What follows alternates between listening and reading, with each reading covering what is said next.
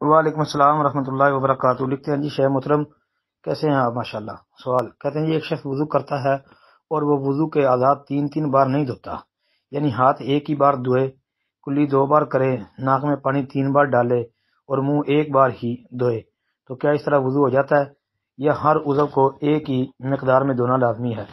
محترم بھائی کوئی عضو ایک دفعہ، کوئی عضو 2 دفعہ، کوئی عضو 3 دفعہ دھو لے تو اس کا وضو درست ہے۔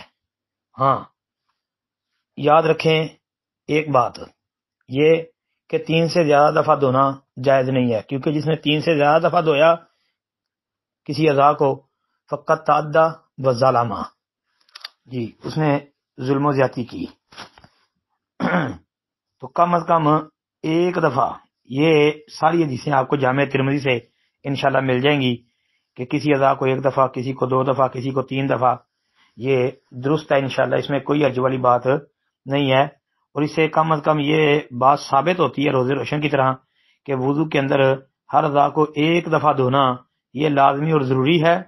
2 دفعہ بھی دھو سکتے ہیں، 3 دفعہ بھی، 3 دفعہ سے زیادہ نہیں، یعنی حد 3 ہے جی۔